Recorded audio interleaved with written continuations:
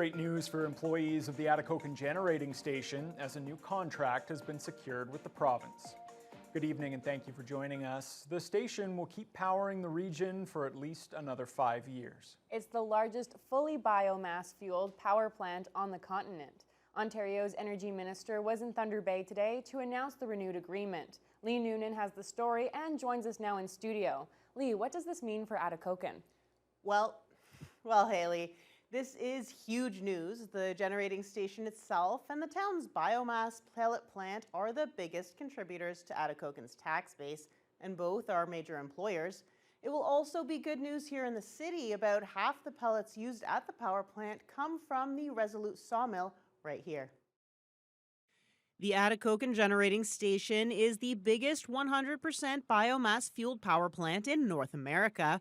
It's owned and operated by Ontario Power Generation, which just secured a new 5-year contract with the province to keep operating the plant. Energy Minister Stephen Lecce was in Thunder Bay to announce the multi-million-dollar contract. Our province is growing 60% more forecasted demand between now and 2050. So we're taking an all-the-above approach. Certainly nuclear energy will play a critical role, but we're supporting biomass and renewables. We're expanding every form of generation. OPG estimates that the power plant uses 90,000 tons of biomass pellets a year. Thunder Bay's Resolute sawmill produces about half those pellets, and biopower in Atikokan produces the other half. According to Atikokan Mayor Rob Ferguson, the power plant and the biopower facility are the number 1 and 2 biggest contributors to the town's tax base, and together employ over 100 people. Oh, it's huge for the town. It's everything for the town because Ontario Power Generation plays such a big part of the town of Atikokan and the jobs that it provides and the spin-off jobs. OPG estimates that this contract will secure about 400 jobs across the region, from the power plant and pellet production workers to the transportation and service industry jobs that indirectly support them. By using materials harvested in the region, the plant is also protected against the volatility of softwood lumber negotiations with the USA, according to Minister of Northern Development, Greg Rickford. One of the value propositions of pellet technologies made here in northwestern Ontario for a generating station that supplies 70,000 homes, businesses, and hospitals. Continued investment in biomass is something that can be expected from this government, according to newly minted Associate Minister of Forestry and Forest Products, Kevin Holland. To be able to use the mill residuals and the forest residuals to create power is just makes sense, and it's going to be a huge supplier of energy in our province. But it's a critical component of the forestry sector moving forward. Holland says getting this contract signed was a top priority for him in his new role, and that going forward he'll be pushing his government to look at much longer contracts with industry to ensure the financial stability of places like Atikokan. Lee Noonan, TBT News. The City of Thunder Bay is looking for a designer and builder for the $42 million indoor turf facility. That process is underway and 20 firms have already showed interest. The facility would be constructed next to the community auditorium. Capital Facilities Construction Manager Kelvin Jankowski says the significant interest could lower the price tag. 42 is the max that we're set. That includes a contingency value built into that 42. So we're expecting proposals to come in lower than that, and the proposals will be geared toward price as well as quality. Jankowski adds a short list of builders and designers will be prepared, and those groups will be allowed to put together submissions. After that, a recommendation to award a contract will be taken to City Council in January or February. If all moves forward as expected, construction on the indoor turf facility could begin in the fall of 2026. A section of Highway 61 was closed to traffic early this afternoon following a single vehicle rollover. Fortunately, there were no serious injuries. The crash happened just before noon near Riverdale Road intersection. OPP, Superior North EMS, and Thunder Bay Fire Rescue responded. No one from the OPP was available today to provide details about what happened, but EMS and fire officials say there was only one female occupant in the vehicle when it rolled into the ditch. She was taken to hospital, mainly for observation. There's no word yet if any charges will be laid. There was also another single vehicle crash last night in Westfort. It happened just after 9 o'clock on the corner of Frederica and Brown Streets. Eyewitnesses say the car was traveling at a high rate of speed along Brown Street when it failed to stop at the stop sign and crashed into the former Norteño's restaurant building on the southwest corner of the intersection. The doorway and brick walls sustained significant damage. Thunder Bay Police couldn't provide any details today about the driver or any potential charges, but they don't believe there are any serious injuries. Firefighters responded to a blaze inside a duplex on John Street Road overnight around 2:30 a.m. Thunder Bay Fire Rescue believes the fire started in a basement apartment, possibly caused by a ventilation unit. Crews were able to quickly bring the fire under control and keep it from spreading to other parts of the building. There were no injuries as there was nobody home at the time, but the adjacent side of the duplex had to be evacuated. Satcho Lake is the latest remote community to celebrate its connection to the Watay transmission system. The community is no longer reliant on diesel fuel generators and is excited to begin connecting houses and other buildings to the provincial power grid. Justin Hardy attended the celebration yesterday and brings us the story. Satcho Lake First Nation hosted a celebration on Thursday to announce its energization through the Watay-Nikanaya power transmission system. The community is roughly 645 kilometers north of Thunder Bay and is one of the transmission system's most northern communities. Satcho Lake was officially connected to the grid last November, and Chief Simon Tate is excited to get more homes in the community connected and no longer relying on diesel power. It hasn't really kicked in yet. It's new, eh? Most of the houses will have their baseboard heaters on now, eh?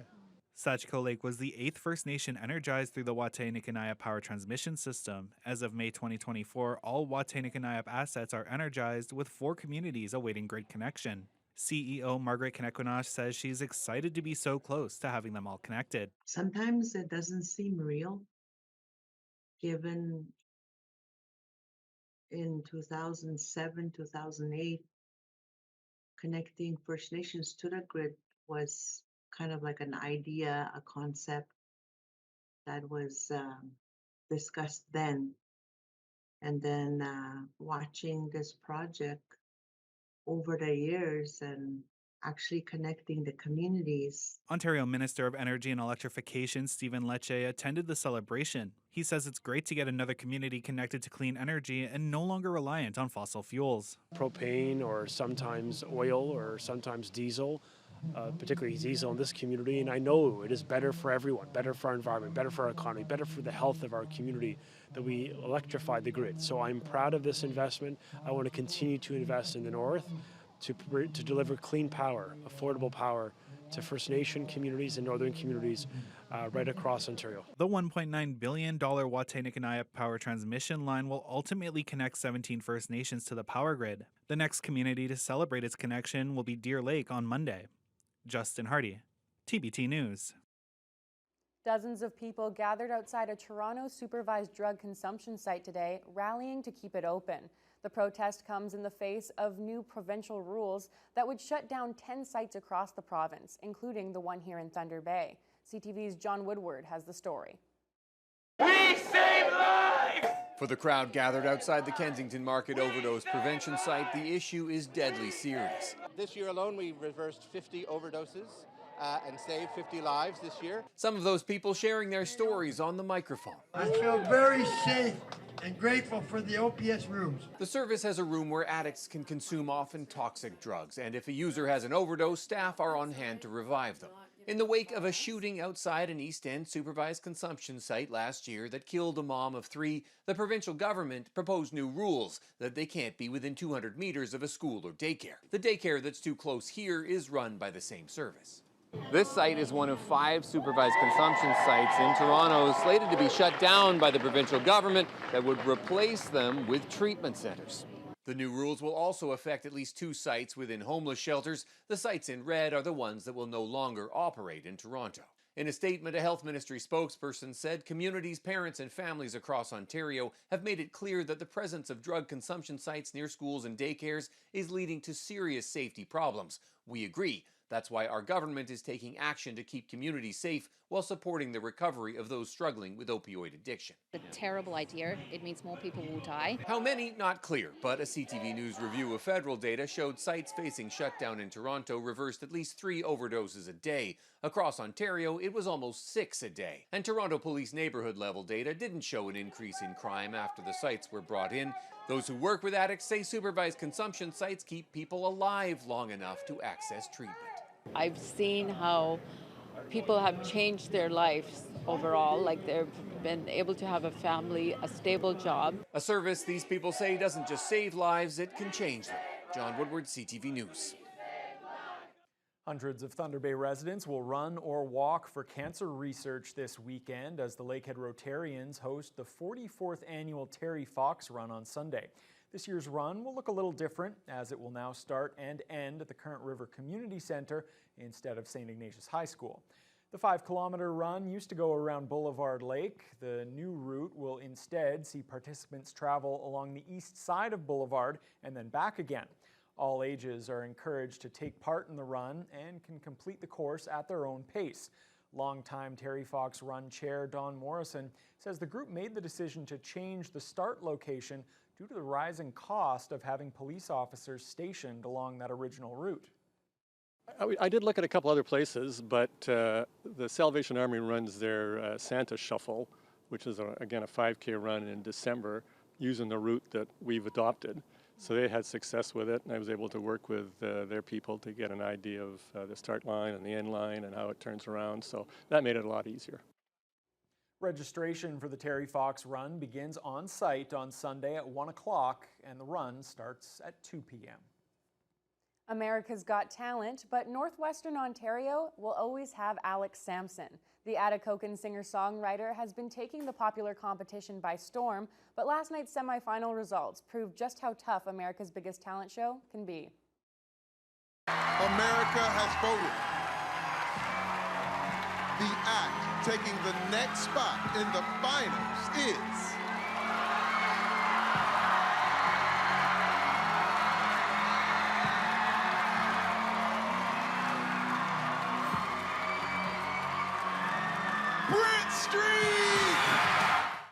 Fortunately, Sampson will not be moving on to the finals, but his time on the show has already done so much to launch his career into stardom.